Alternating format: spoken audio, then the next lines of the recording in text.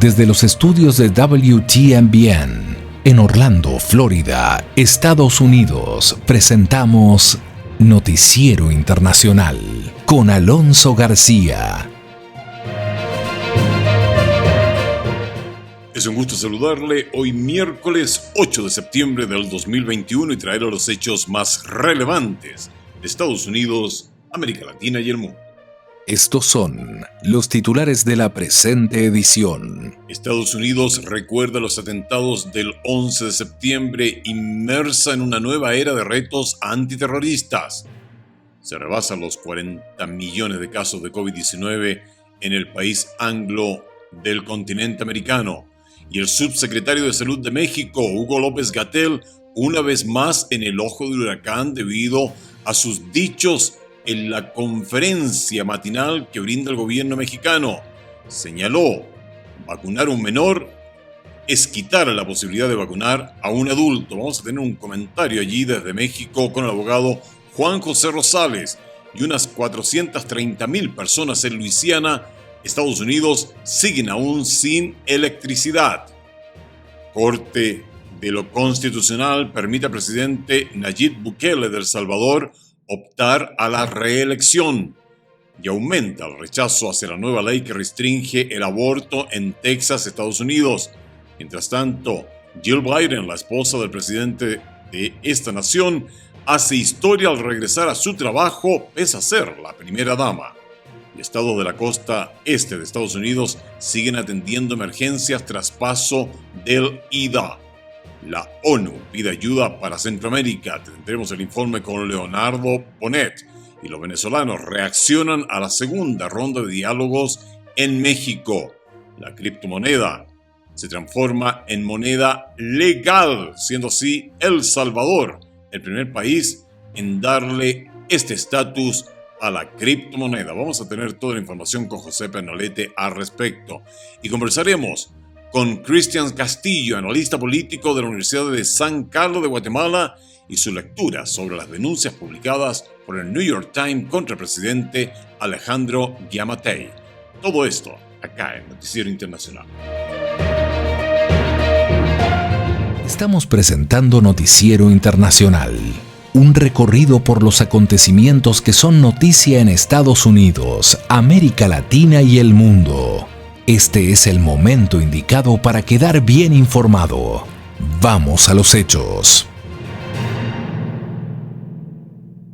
Gracias, Juanjo Verone. Vamos de inmediato al desarrollo de las noticias.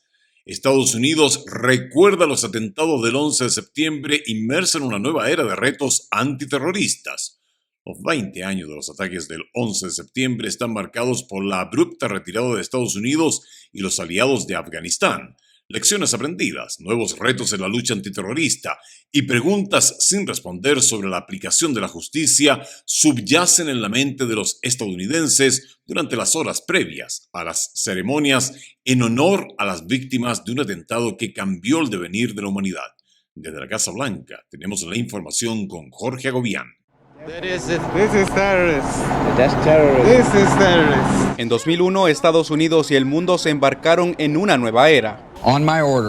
Bajo mis órdenes, el ejército de Estados Unidos ha comenzado ataques contra los campos de entrenamiento de terroristas de Al-Qaeda y las instalaciones militares del régimen talibán en Afganistán. We will be able to reduce our troops' presence. The United States ended. Estados Unidos terminó con 20 años de guerra en Afganistán, la guerra más larga en la historia de Estados Unidos. 2 décadas después, Estados Unidos reconfigura su estrategia antiterrorista y en el terreno deja una cuenta pendiente con una filial del Estado Islámico. Y a ISIS-K, no hemos terminado con ustedes todavía. Mientras Estados Unidos rinde homenaje a las víctimas del ataque a las Torres Gemelas, voces como la del ex asesor de Seguridad Nacional del expresidente Donald Trump, John Bolton, advierten que las amenazas persisten. Creo que varios países se beneficiarán de nuestra retirada. Deja un agujero en Asia Central y alguien va a llenar ese vacío, y no será solo Pakistán, serán China, Rusia, Irán, y lo que temo es que todos los grupos terroristas se refugiarán allí nuevamente y amenazarán a Estados Unidos y al mundo. El alto mando militar asegura, sin embargo, que el país está en la capacidad de contrarrestar la persistente amenaza terrorista sin el despliegue de tropas. Y ahora nuestra misión es asegurar que continuaremos nuestros esfuerzos de inteligencia para proteger al pueblo estadounidense durante los próximos 20 años. Para conmemorar los 20 años del atentado a las Torres Gemelas, el presidente Biden y la primera dama viajarán a la ciudad de Nueva York, a Shanksville, Pensilvania y al Pentágono para honrar las vidas perdidas hace 20 años en los tres blancos de los atentados del 11 de septiembre. Y bien, terminó el fin de semana feriado en Estados Unidos y la celebración podría opacarse con los nuevos contagios de COVID-19, ya que entre las mutaciones y las multitudes, el virus no descansa. Desde Miami nos informa Alonso Castillo. En Estados Unidos, más de 40 millones de personas han dado positivo al COVID-19, según registran los datos de la Universidad Johns Hopkins. Con el regreso a clases, las infecciones en los niños se incrementaron, al igual que la ocupación de varios hospitales alrededor del país. En Florida, agosto terminó siendo el mes más letal desde el inicio de la pandemia. 1.300 personas fallecieron a causa del coronavirus. Lo que estamos viendo acá es una representación de la realidad, es decir, que nuestros pacientes en la unidad de cuidados intensivos y en las unidades intermedias son pacientes no vacunados. Los Centros para el Control y la Prevención de Enfermedades señalan que el 53% del país ha optado por recibir la inyección. Para el doctor David de la Cerda, director de la Unidad de Cuidados Intensivos del Hospital Jackson Memorial en Miami, el miedo a la vacuna comienza a disminuir. La gente antes pensaba que no servían y ahora hay una prueba. Yo creo que vamos a ver un incremento en vacunación. Los estados con el mayor número de personas vacunadas son Vermont, Connecticut y Massachusetts. En los últimos 3 lugares están Wyoming, Alabama y Mississippi. A la fecha, según los datos de los CDC, más de 649,000 personas han perdido la vida a causa del COVID-19. La Administración de Drogas y Alimentos de Estados Unidos, la FDA, se reunirá el próximo 17 de septiembre para definir la estrategia respecto a la tercera dosis de la vacunación para combatir el COVID-19, que podría empezar a suministrarse a partir del 20 de este mes. Y es increíble cómo el gobierno de México cada semana da tema de hablar a quienes nos gusta analizar los hechos. Y por supuesto, esto es algo que sucedió ayer, el día martes, tal como se lo hemos comentado acá en Noticiero Internacional. El gobierno del presidente López Obrador en México tiene la costumbre, durante estos años que ya llevan el mandato, de realizar un show matinal, a la usanza de otros gobiernos que ustedes ya bien conocen, que tienen una marcada tendencia política en Latinoamérica.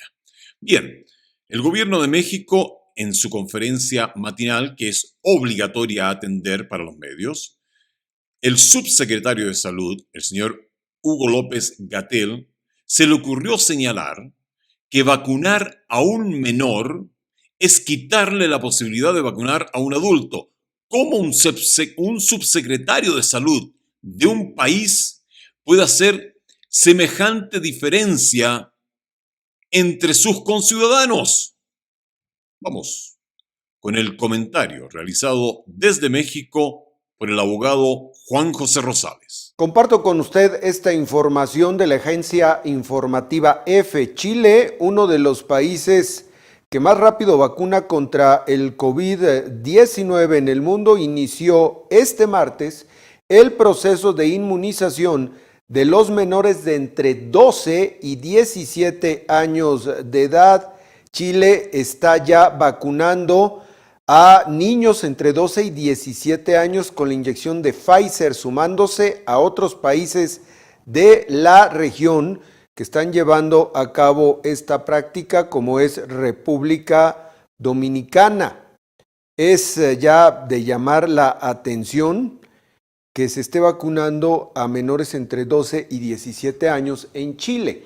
Ok, ¿qué es lo que está pasando en México? Que nos enfrentamos a los designios de una persona que ha causado miles de muertes, y me hago responsable de lo que estoy diciendo porque la evidencia ahí está. Hugo López-Gatell ha causado miles de muertes debido a sus erráticas decisiones, debido a la mala forma en la cual se ha manejado no la pandemia, sino la respuesta a la pandemia desde las instituciones de salud del Estado mexicano. Y ahora ahí le va otra. ¿Qué dijo en la rueda de prensa matutina de hoy martes? Se fue en contra de las familias que, a través del amparo, tenemos derecho a esto los mexicanos. Doctor Hugo López-Gatell, es un derecho de los mexicanos, de las mexicanas y de los mexicanos, recurrir a las instituciones de justicia cuando un acto de gobierno como los de usted vulnera nuestros derechos. Es una institución de las más importantes que tenemos como garantía los ciudadanos en México en amparo. Pues dice que cuando se vacuna a un menor por un amparo, imagínese usted de qué manera piensa este infeliz. Lo que dice es que se le quita la oportunidad de inmunización a una persona que tiene mayor riesgo. Doctor Hugo López-Gatell, todos tenemos derecho en este país a una vacuna, todos. Que ustedes no lo han sabido hacer con la suficiente rapidez y efectividad es un tema del cual usted debe responder porque es también responsable de la vacunación. No, señor, no es nadie antes o después. Todos tenemos el mismo derecho en este país, situación que al parecer usted desconoce. Si usted desea conocer más a profundidad de lo que sucede día a día en la realidad política de México, le invitamos acá en Noticiero Internacional a que sintonice Frecuencia Informativa Michoacán. Es un medio online dirigido por el abogado Juan José Rosales. Frecuencia Informativa está disponible también en su canal de YouTube. Continuamos con las informaciones acá en Noticiero Internacional. Seguimos en Estados Unidos ahora. Unas 430,000 personas en el estado de Luisiana siguen sin electricidad. La información nos la trae Tony Cano. Más de 400,000 hogares y negocios en Luisiana seguían el martes sin electricidad, 9 días después del paso del huracán Ida. Más de la mitad de las gasolineras en 2 ciudades importantes se quedaron sin combustible, más de una semana después de que el huracán Ida azotara el estado, destrozando casas y derribando líneas eléctricas, señala AP. Sin embargo, también hay signos persistentes de recuperación, ya que el número total de personas sin servicio eléctrico ha caído de su punto máximo, de más de 1 millón, mientras que cientos de miles de personas han recuperado el servicio de agua potable. La firma AT&T, que sufrió cortes generalizados en sus sistemas de telefonía celular después del meteoro, informó que su red inalámbrica ya funciona con normalidad en Luisiana. Mientras los residentes luchaban por recuperarse, varias organizaciones estatales, grupos religiosos y voluntarios trabajaron durante un 9º día para repartir alimentos, agua y otros suministros urgentes para quienes se quedaron sin recursos después de que sus casas fueron destruidas o quedaron inhabilitadas. Entretanto, las autoridades continuaban investigando la muerte de 7 adultos mayores, que fueron evacuados de hogares de ancianos a un almacén en la ciudad de Independence, mientras que cientos de personas mayores eran atendidas en refugios para necesidades especiales en otras partes del estado. Nos vamos ahora a El Salvador. La Sala de lo Constitucional de El Salvador autorizó al presidente de esa nación, Nayib Bukele, a buscar la reelección presidencial, pese a que lo prohibía la Constitución. Raquel Herrera, desde San Salvador, nos tiene los detalles. El mandatario salvadoreño Nayib Bukele tiene luz verde para buscar la reelección presidencial inmediata. La decisión la adoptaron los magistrados que nombró la Asamblea Oficialista el 1 de mayo tras destituir a la anterior Sala de lo Constitucional de El Salvador. La sentencia va en contra de al menos 5 artículos de la Constitución que prohíben la reelección consecutiva, dice este juez y exmagistrado. Fundamentos jurídicos serios no existen, Raquel. No existen. Es la parte de un libreto que tiene este presidente de apoderarse absolutamente de todas las instituciones y por largo tiempo. La sentencia revertió una resolución de la Sala de lo Constitucional en 2014, según la cual el presidente no puede buscar la reelección hasta 10 años después de dejar el cargo. El gobierno dice estar de acuerdo con la resolución. Es permitido entrar en la competencia electoral, en la postulación, cumpliendo los requisitos, y quien define si ingresa nuevamente o no es el pueblo salvadoreño. La comunidad internacional también ha rechazado la decisión del máximo tribunal constitucional de El Salvador. Y el gobierno de los Estados Unidos condena la decisión tomada el 3 de septiembre por la Sala Constitucional salvadoreña. Bukele no se ha pronunciado sobre la sentencia ni si buscará la reelección para 2024. Regresamos a Estados Unidos. Aumenta el rechazo hacia la nueva ley que restringe el aborto en el estado de Texas. Mientras crece este rechazo hacia la nueva ley, clínicas en estados aledaños a Texas comienzan a recibir más pacientes que buscan terminar sus embarazos. La información desde Houston con Arnoldo Rojas. La misma semana que entró en vigor la ley SB 8 de Texas, que prohíbe el aborto en cuanto se puede escuchar el latir del corazón del feto, generalmente a las 6 semanas de gestación, la legislatura de Texas aprobó un nuevo estatuto que veta la prescripción de píldoras abortivas a partir de la 7ª semana de embarazo. El proyecto de ley ya fue enviado al despacho del gobernador Greg Abbott para su endoso final. Lo que hace es que crea más obstáculos para las pacientes, más estrés emocional, más dificultad para poder obtener los servicios, y a medida que las personas van tratando de pasar todo este tipo de obstáculos, se va pasando más el tiempo y pues simplemente crea más riesgos. Desde la entrada en vigor de la SB 8 el miércoles pasado, clínicas de aborto en estados vecinos han registrado un aumento en el número de pacientes provenientes de Texas, según varios proveedores de servicios como la clínica Wichita Trust Women en Kansas. Nuestros teléfonos han estado mucho más ocupados esta semana, principalmente de pacientes de Texas y también de pacientes que normalmente serían atendidos en Texas, pero ahora no pueden.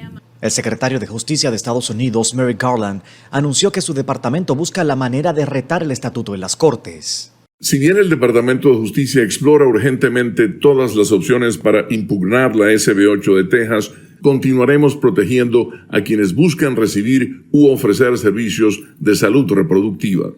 Añadió que el departamento brindará apoyo de la Policía Federal cuando una clínica de aborto o un centro de salud preventiva sea atacado.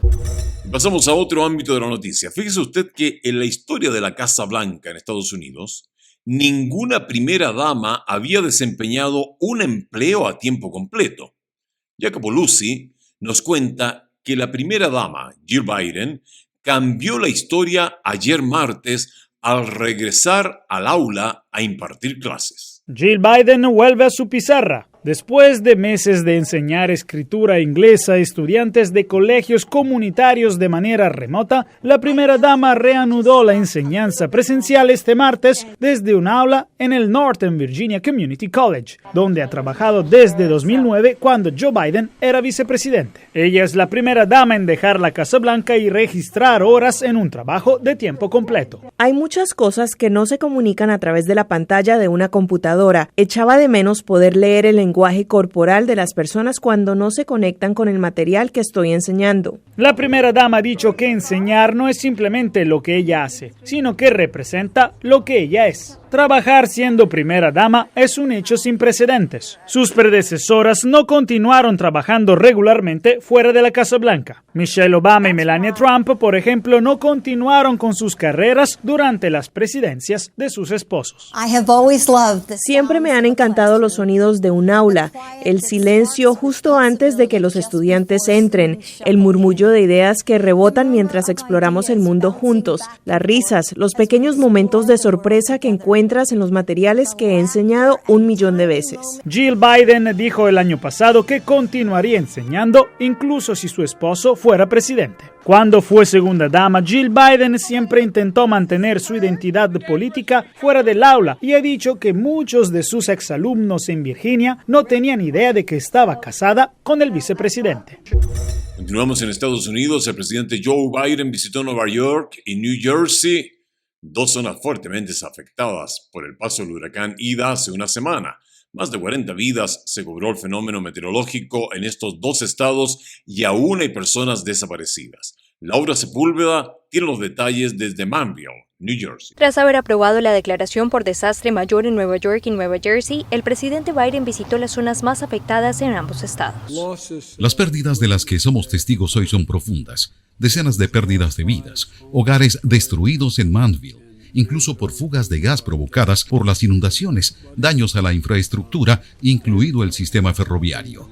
Mi pensamiento está con todas las familias afectadas por las tormentas y todas esas familias que perdieron un ser querido. Aira pasó hace una semana por este sector, pero su rostro permanece. Carlos Santillán, ecuatoriano, que hace poco llegó a Estados Unidos, nunca pensó que esto le pudiera pasar aquí. Pero no puedo expresar mi felicidad por ver todo esto. Primera vez en mi vida que veo, recién tengo un mes aquí con la familia. Y es que como él, muchos más quedaron damnificados. Néstor viene del mismo país y su casa, la cual aún no termina de pagar, también quedó inundada. Tiene un seguro, pero la póliza no cubre inundaciones porque no son habituales en este sector. Con un hermano me está dando posada porque no podemos habitar la casa. Hay que limpiar, hay que remodelar lo que se puede. Ante la confusión que esta crisis trae, personas como Katrina, asistente de sobrevivientes de desastres de FEMA, recorren las calles dando esperanza a estas personas. Estoy aquí simplemente llamando a las puertas de las personas, inscribiéndolas para recibir beneficios federales, viendo cuáles son las necesidades para que podamos ayudarlas. Mientras esas ayudas son procesadas, las calles se ven llenas de muebles y electrodomésticos. La gente trabaja día y noche para recuperar sus casas, esperando que las lluvias se mantengan lejos. Por lo pronto, cuerpos de emergencia siguen en la búsqueda de 4 personas que todavía están desaparecidas en el estado Jardín. Vamos con la siguiente nota que ha preparado Leonardo Bonet. La ONU pide ayuda para Centroamérica. La Organización de las Naciones Unidas instó a la comunidad internacional y al sector privado a aportar fondos urgentemente para ayudar a más de 4 millones de centroamericanos en situación de pobreza y desplazamiento.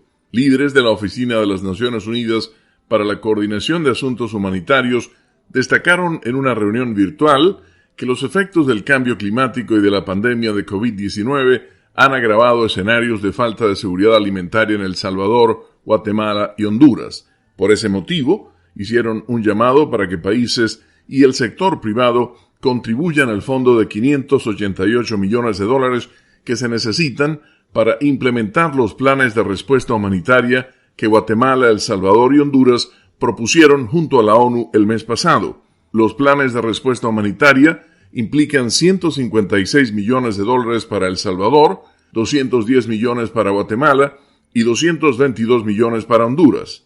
Los huracanes ETA e IOTA devastaron el año pasado zonas de Centroamérica, forzando el traslado de miles de personas. A ello se suma una pobreza que afecta a más de 8 millones de personas en la región, se dijo durante la reunión este martes.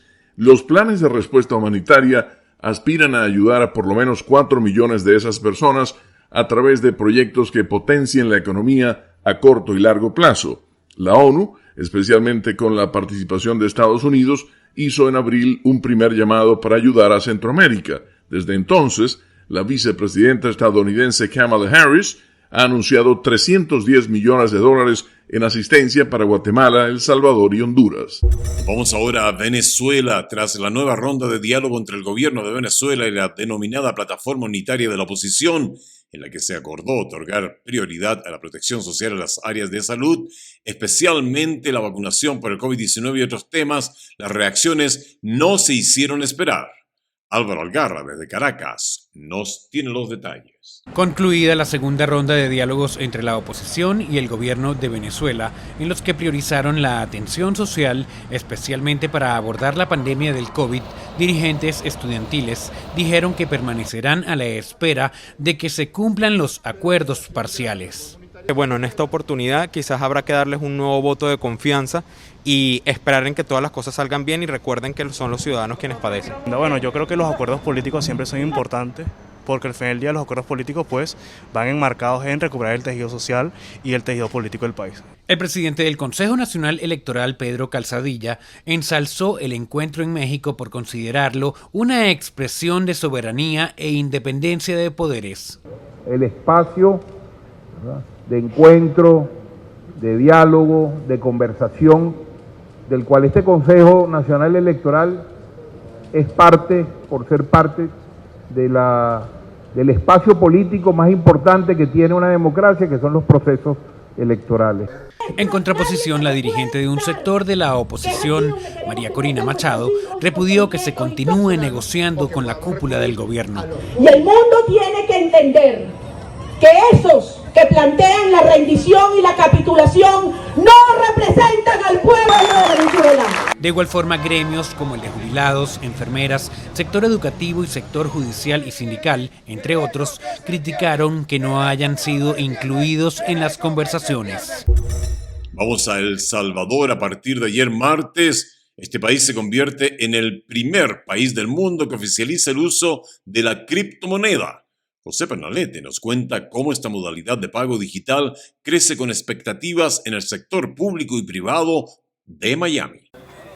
El Salvador hace historia en el mercado digital luego de que el gobierno de ese país haga oficial el uso de la criptomoneda desde este martes. Una modalidad de pago que la banca convencional cuestiona. Sin embargo, ahora en la nación centroamericana se conduce este mecanismo como oportunidad de negocios para la población. Un ejemplo de esto es lo que está haciendo Nayib Bukele en este momento en El Salvador, donde cada ciudadano va a recibir alrededor de $35 en su cuenta digital, y eso significa que el país de El Salvador va a ser el primer país del mundo donde la moneda digital va a ser aceptada para hacer productos y servicios. La criptomoneda se hace cada vez de uso más común en Estados Unidos, con cajeros automáticos que venden esta forma de comercio en negocios de cualquier tipo. En el sur de Florida se acapara la atención de este mercado. En este momento Miami es la ciudad número 1 de criptomoneda alrededor de los Estados Unidos. 1 de cada 10 personas en los Estados Unidos en este momento tiene criptomoneda, y 1 entre 15 personas en Miami-Dade tiene criptomoneda en su wallet. De hecho, la alcaldía de Miami anunció la creación de su propia moneda digital, Miami Coin, una estrategia para estimular la participación de ese mercado emergente en negocios para la ciudad. Nuestra visión es ser lo que yo llamo la capital del capital, un lugar donde si quieres emprender un negocio, si tienes una idea y quieres transformar el mundo, tienes que empezar en Miami, y así estamos consiguiendo nuevas inversiones de Nueva York y Silicon Valley. El pasado mes de junio, el Parlamento de El Salvador aprobó el curso legal de la criptodivisa como método de pago para personas jurídicas o naturales en transacciones públicas o privadas. ¿Leyó usted las denuncias que publicó el New York Times contra el presidente Alejandro Yamatei? Pues bien, conversamos con Cristian Castillo, quien es analista político de la Universidad de San Carlos de Guatemala, y nos da su lectura acerca de estas denuncias. Hay formas que se deben seguir en un modelo democrático y sobre todo en un modelo constitucional de derecho que se deben seguir para poder promover acciones e investigaciones en contra de autoridades del Estado, y en este caso de funcionarios que gozan de antejuicio. Es decir, el presidente constitucional de la República es uno de esos puestos que están protegidos por el derecho de antejuicio. Pues se debe obligadamente que solicitar el retiro de ese derecho de antejuicio para poder avanzar en las investigaciones y poder deducir las responsabilidades judiciales en los hechos que se estén imputando. En este caso, todo esto se ha desatado fuera del país, en un medio internacional, con presuntos indicios presentados por el exfiscal que estaba, digamos, directamente involucrado en la investigación de casos de alto impacto desde la Fiscalía Especial contra la Impunidad, pero que los filtra a los medios, en este caso, insisto, medios internacionales, sin que ello represente una debida investigación criminal en contra del presidente. Claro, esto por la misma destitución que él sufre. Entonces caemos, digamos, en la situación compleja de cuánta realidad tienen las pruebas y los señalamientos cuando están fuera del país, y además se han dado fuera de un proceso como el de la solicitud del retiro de antejuicio. Este antecedente hay que tenerlo sobre la mesa. Ahora, ¿cuánto afecta? Pues desde luego, digamos, la credibilidad de un funcionario público está sometida a los debates que se generen en los medios de comunicación y en otras vías de libre expresión del pensamiento, y va a generar un desgaste de la figura de la función pública. En este caso sí es lamentable, digamos, que sería nuestro tercer presidente al hilo que pues es enfrentado precisamente a este tipo de señalamientos. Esto le resta credibilidad no solo a la persona, sino que reduce la credibilidad en la función que ellos ejercen, que es la presidencia de la República.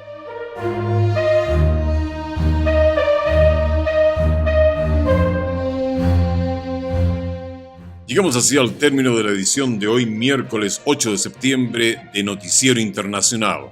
Esta ha sido una producción de la WTMBN. Nuestro agradecimiento de Broadcasting Board of Governors por el apoyo que nos da día a día con corresponsales en los lugares de los hechos, para darle siempre información a usted de primera mano. A nombre de todo el equipo y al mío personal, le deseamos un maravilloso día. Por favor, cuídese mucho.